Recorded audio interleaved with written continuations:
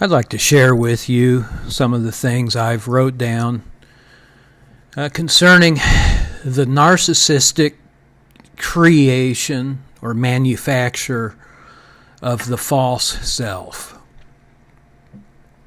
And I'd like to give you my perspective of it that I've taken out of the Bible, out of the book of Isaiah in chapter 44. Isaiah 44, starting with verse 9.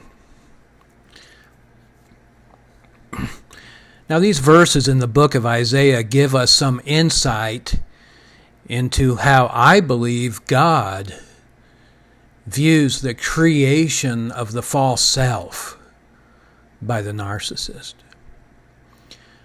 God, through Isaiah, likens the creation of the false self to the manufacturing of an idol, or to the crafting of a graven image. Let's look at verse 9. God calls the one who makes a false self confusion. He calls this person chaos and worthlessness, which accurately describes the internal condition of the narcissist. The narcissist is confusion. The narcissist is chaos. Anything proceeding from the heart of the narcissist is worthless in the mind of God. We also read in this verse that the narc delights in the fake personalities they create. They're not ashamed by them. They delight in them. It lights up their life. Verse 10, we read that the one who crafts a fake personality is a fool.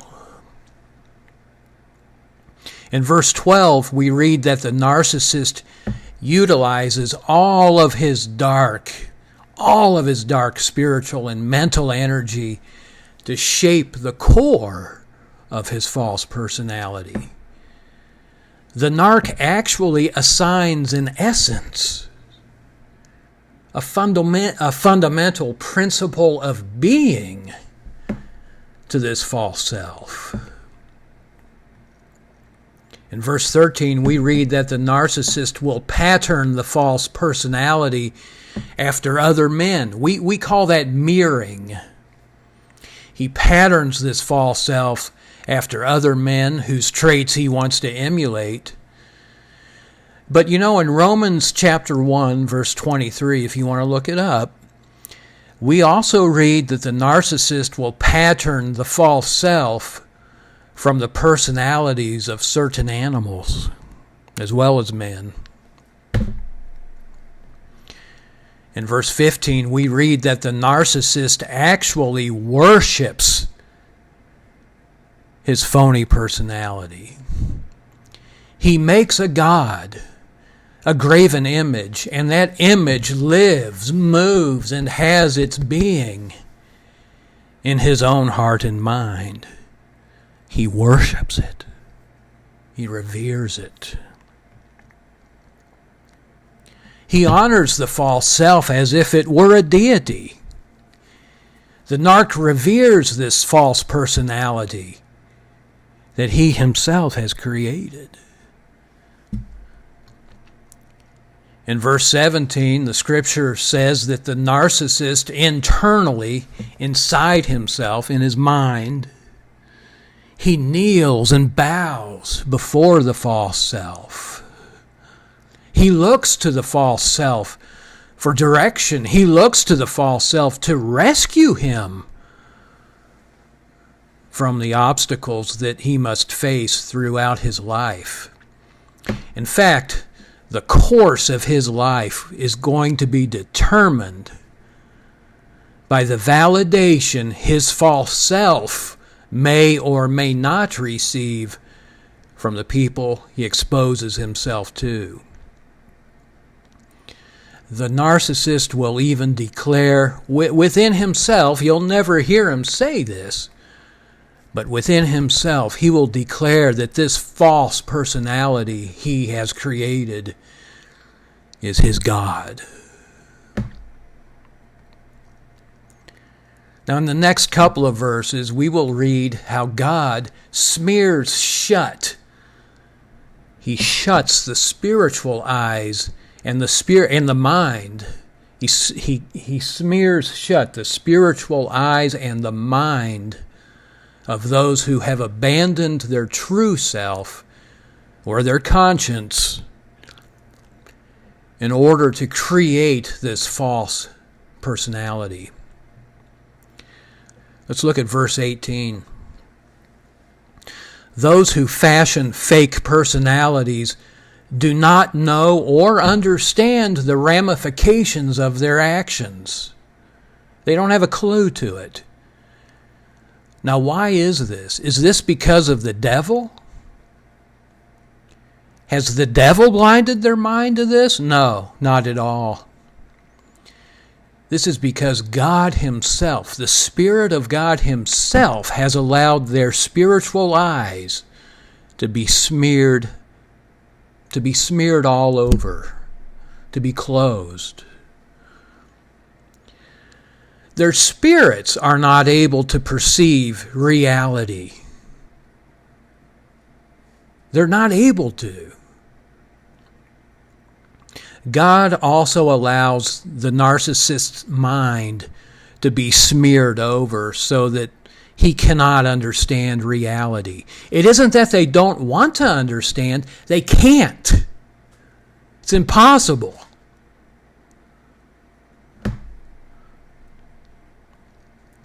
That's why I'll stop here from reading. That's why this is where church has got it so wrong about wicked people.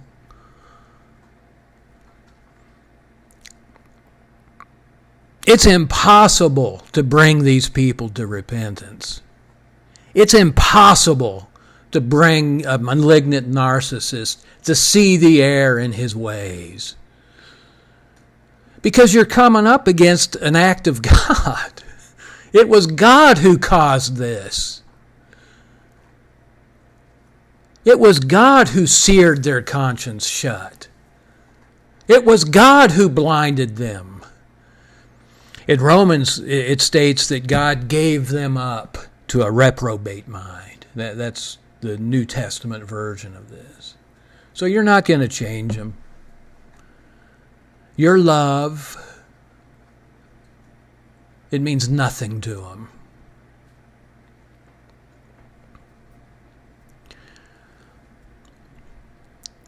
Their spirits, the spiritual man, the inner man of the narcissist, is not capable of perceiving reality.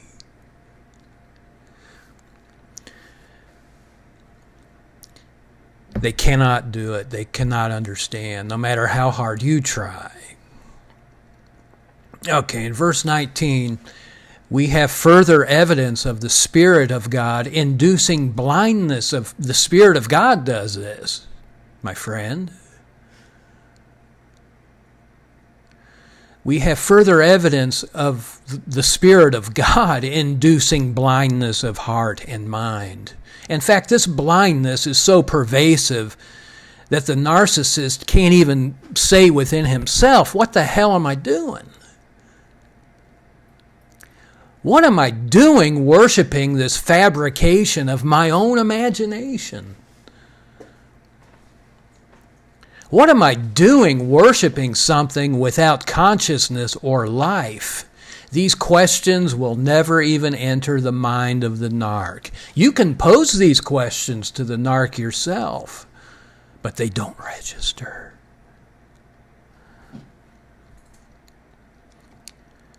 Now look at verse 20. This is so interesting. It reads that the narcissist feeds, he nourishes himself on ashes. He subsists off of nothingness. And this nothingness is actually the false self. Now, much like the literal ashes or wood shavings even that are produced from the making of an actual wooden idol. The spiritual and emotional energy produced from the forming of this fake personality become the emotional and spiritual food for this person. We call it supply. The narc will ever, for his entire life, be on the hunt for that sense of delight he experiences whenever and however his idol, his false self, is validated by another personality. He literally feeds off this validation of the false self. Is it any wonder he becomes delusional? Is it any wonder he begins to believe the actual fantasies of his own mind? Now, in this verse, we also read that the narcissist cannot, not that he will not, he cannot release himself from this false personality. He is literally unable to separate himself from the false personality. He has forfeited the spiritual power necessary to free himself from the lie that he himself created.